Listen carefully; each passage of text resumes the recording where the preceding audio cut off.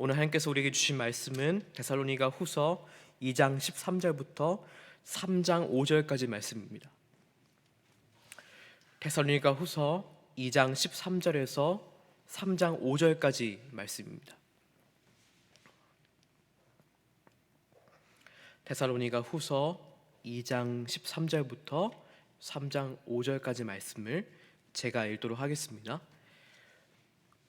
주께서 사랑하시는 형제들아, 우리가 항상 너희에 관하여 마땅히 하나님께 감사할 것은 하나님이 처음부터 너희를 택하사 성령의 거룩하게 하심과 진리를 믿음으로 구원을 받게 하심이니, 이를 위하여 우리의 복음으로 너희를 부르사 우리 주 예수 그리스도의 영광을 얻게 하려 하심이니라. 그러므로 형제들아, 굳건하게 서서 말로나 우리 편지로 가르침을 받은 전통을 지키라. 우리 주 예수 그리스도와 우리를 사랑하시고 영원한 위로와 좋은 소망을 은혜로 주신 하나님 우리 아버지께서 너희 마음을 위로하시고 모든 선한 일과 말에 굳건하게 하시기를 원하노라. 끝으로 형제들아, 너희는 우리를 위하여 기도하기를 주의 말씀이 너희 가운데서와 같이 퍼져나가 영광스럽게 되고, 또한 우리를 부당하고 악한 사람들에게서 건지시옵소서 하라. 믿음은 모든 사람의 것이 아니니라. 주는 미쁘사 너희를 굳건하게 하시고 악한 자에게서 지키시리라. 너희에 대하여는 우리가 명한 것을 너희가 행하고 또 행할 줄을 우리가 주 안에서 확신하노니, 주께서 너희 마음을 인도하여 하나님의 사랑과 그리스도의 인내에 들어가게 하시기를 원하노라. 아멘. 이 새벽의 자리에 나오신 성도님들을 환영하고 축복합니다. 참 잘 오셨습니다. 또 하나님의 은혜가, 또 이 시간만에 주시는 특별한 하나님의 은혜가 성도들 한 분 한 분에게 함께 하시기를 간절히 바라고 기도하겠습니다. 어제 본문인 데살로니가 후서 2장 1절부터 12절 말씀에서 사도 바울은 종말에 대한 잘못된 가르침을 경계할 것을 아주 단호한 어조로 말씀합니다. 예수님의 승천 후에 그리스도인들은 임박한 종말을 기대하고 기다렸습니다. 마치 주님이 곧 오실 것처럼 모든 삶의 긴장을 가지고 살아왔습니다. 그런데 시간이 흐르고 예수님의 다시 오심이 이들의 눈에 보기에는 지연되는 것 같이 보였습니다. 모든 박해와 환난을 끊어내실 종말, 그 끝을 기대하며 사는데 박해는 끝날 기미가 보이지 않았습니다. 끝없는 터널을 걷는 듯한 느낌을 받았을지도 모르겠습니다. 이때 이 데살로니가 교회뿐만 아니라 초대 교회 안에 물밀듯이 들어온 것들이 바로 거짓된 종말론을 주장하는 거짓 교사들이었습니다. 비극적이게도 많은 성도들에게 이 말도 안 되는 거짓 종말론이 상당히 설득력 있게 들리기 시작합니다. 끝도 없는 절망은 언제 끝날까? 라는 질문은 주님의 다시 오심의 쓸데없는 징조와 거짓 루머에 대해서 기웃거리는 관심으로 바뀌기 시작합니다. 이런 종말에 대한 여러 가지 오해 중 이 데살로니가 교회에 특별하게 퍼졌던 거짓 종말론은 바로 주님이 이미 임하셨다라는 오해였습니다. 이미 임하셨다라는 말이 데살로니가 교회 안에 성도들을 위로하는 것이 아니라 도리어 불안하게 했습니다. 두려움에 떨게 했습니다. 사도 바울은 거짓된 종말론 때문에 두려움에 떨 필요가 없다고 이야기합니다. 오늘 13절과 14절 말씀에 이렇게 말씀합니다. 주께서 사랑하시는 형제들아, 우리가 항상 너희에 관하여 마땅히 하나님께 감사할 것은 하나님이 처음부터 너희를 택하사 성령의 거룩하게 하심과 진리를 믿음으로 구원을 받게 하심이니, 이를 위하여 우리의 복음으로 너희를 부르사 우리 주 예수 그리스도의 영광을 얻게 하려 하심이라. 아멘. 거짓된 종말론은 데살로니가 교회 성도들 두렵게 했습니다. 그런데 바울은 올바른 종말을 소망하는 성도의 태도가 무엇인지를 오늘 말씀에서 정확하게 보여주고 있습니다. 13절에는 바울의 사역팀이 이 데살로니가 성도들을 볼 때마다 하나님께 감사한다고 적혀 있습니다.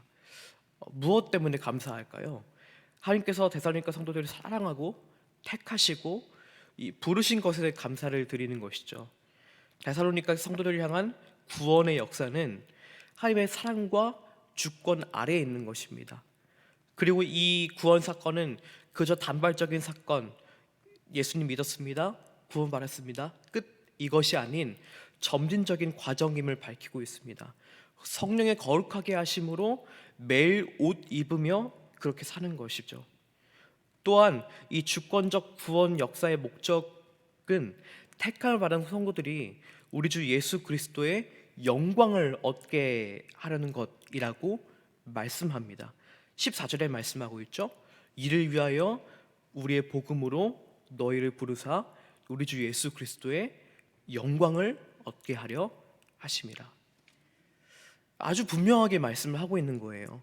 이 재림의 날은 주를 알지 못하는 이들에게는 두렵고 떨리고 무서운 심판의 날이 되겠지만, 주의 날을 소망하며 하나님 나라에 합당한 자녀인 성도들에게는 구원이 완성되는 영광스러운 날이 될 것이라는 것을 아주 분명하게 말씀하고 있는 것입니다.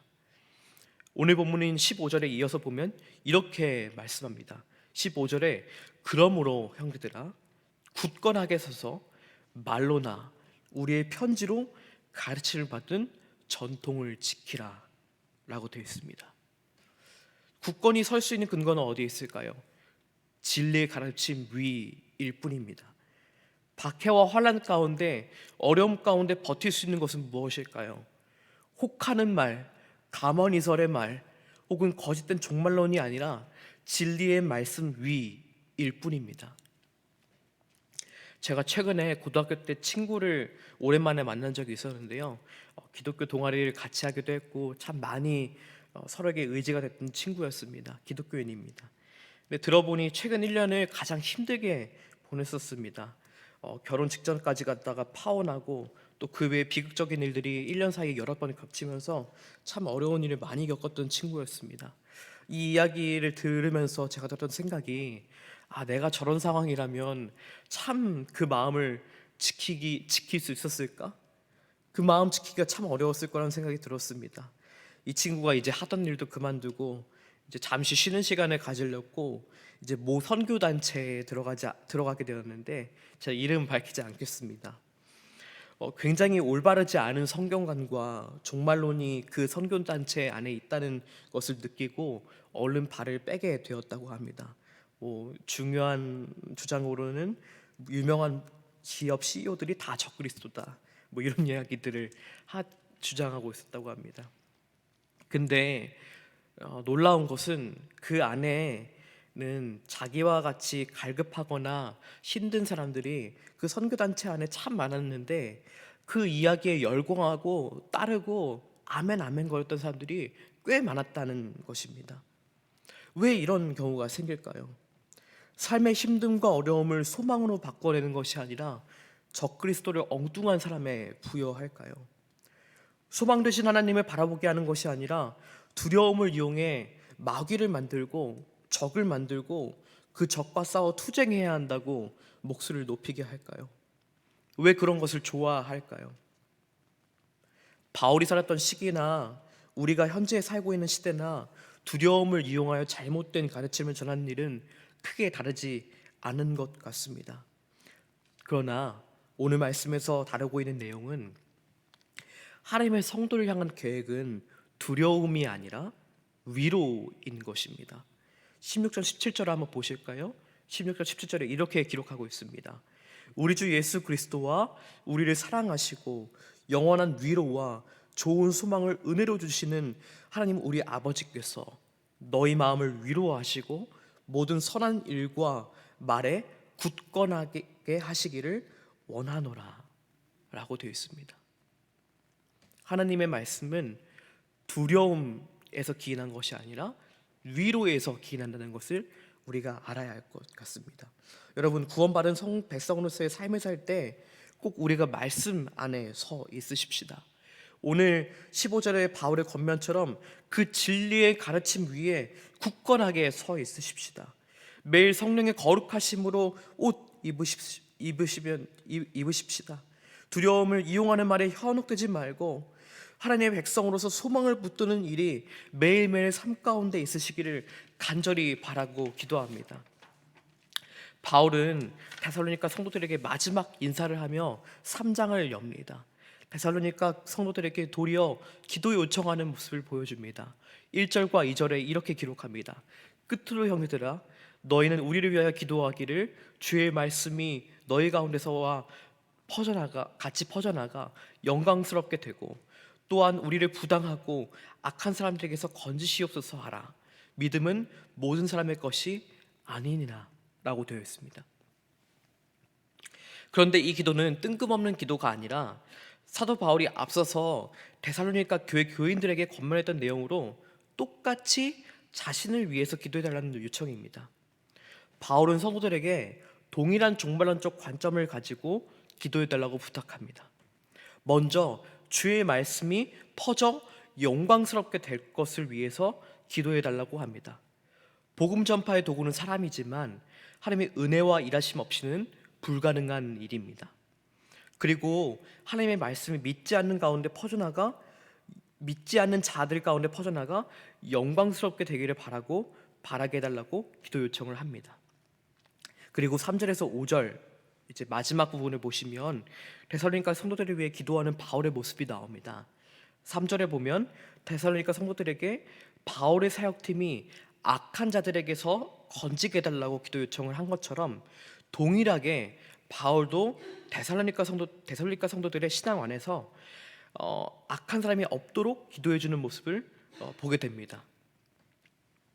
끝으로 오늘 본문 말씀 마지막인 5절에는 하나님의 사랑과 그리스도의 인내에 들어가기를 기원하는데, 이 그리스도의 인내는 오늘 말씀의 종말론에 근거해 비추어 본다면 장차 다시 오실 그리스도를 기다리고 소망하면서 감당해야 할 인내를 말씀하는 것처럼 보입니다. 말씀을 정리하도록 하겠습니다. 바울은 어제 본문에 이어서 올바르지 않은 종말론을 배격하면서 그날에 영광스럽게 하실 하나님을 기다리며 인내할 것을 이야기합니다. 이미 믿었으니 구원을 얻은 사람이라고 하면서 삶에 대한 아무런 도덕적, 신앙적 책임 없이 살 이유도 없습니다. 또한 불확실한 재림에 대하여 두려워하거나 무서워할 이유도 없습니다. 우리는 매일 거룩하게 하시는 성령에 의지하여 하루하루 하나님 말씀 안에 바로 서는 것입니다. 그것이 성도의 삶인 것입니다. 또 그 말씀이 우리의 삶을 통해서 이루어지는 것, 영광 받으시는 삶으로 사는 것입니다. 하나님이 우리를 부르신 이유는 바로 거기에 있는 것입니다. 여러분, 저와 여러분이 오늘 하루를 거룩하게 하시는 성령님의 힘입어 말씀 위에 굳건하게 서시기를 간절히 바라고 기도합니다. 부족하고 연약하지만 우리의 모습을 통해서 또 우리의 삶을 통해서 하나님께서 영광 받으시기를, 그리고 우리가 두려움 가운데 있을 때 우리를 그 말씀으로 위로하시는, 그리고 그 말씀이 우리의 삶 가운데 드러나시기를 간절히 바라고 기도합니다. 기도하시겠습니다. 참 좋으신 주님, 데살로니가 성도들 안에 그 두려움을 이용하여서 거짓된 종말론을 퍼져나갔을 때 바울이 그 올바르지 않은 종말론을 배격하며 그날에 영광스럽게 함께 하실 하나님의 기다림에 인내할 것을 이야기한 것을 우리가 들었습니다.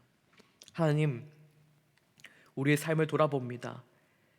이미 믿었으니 구원을 얻은 사람이라고 삶에 대한 아무런 도덕적, 신앙적 책임 없이 살지 않고, 또 불확실한 재림에 대하여 두려워하거나 무서워하지 않게 우리 도와주시고, 우리의 삶 가운데 매일매일 성령님께서 함께 하심을 우리가 경험하며 그 위로하시는 성령님을 우리가 매일매일 경험할 수 있는 우리의 삶 될 수 있도록 주장하시고 인도하여 주시옵소서. 두려움 가운데 위로를 주시고 말씀 가운데 샘을 주시는 하나님, 우리의 삶 가운데 매일매일 그 성령의 새롭게 옷 입음으로 우리가 그 말씀 안에서 매일 새롭게 되는 것을 경험하게 하시고, 말씀이 우리의 삶을 이끄는 것을 경험할 수 있도록 도와주시옵소서. 그래서 말씀으로 우리가 하나님께 영광을 드려 사는 것이 무엇인지 알게 해주시고, 또 하나님이 우리를 부르신 이유가 무엇인지를 명확히 아는 우리의 삶 될 수 있도록 주장하여 주시고 붙들어 주시옵소서. 또 오늘 하루를 주님께 맡겨드립니다. 이 하루의 삶이 하나님 보시기에 합당한 삶, 또 하나님 보시기에 기뻐하는 삶이 될 수 있도록 주님 주장하여 주시고 인도하여 주시옵소서. 예물 드리신 귀한 성도님들이 있습니다. 그 손길 위에, 또 그 가정 위에, 또 그 기도 제목 위에 주님께서 역사하여 주셔서 속히 그 기도 제목 가운데 응답하여 주시고, 주님께서 원하시는 때에 주님께서 참 보시기에 좋은 방법으로 하나님께서 역사해 주시고 인도하여 주시옵소서. 감사합니다. 예수님의 이름으로 기도합니다.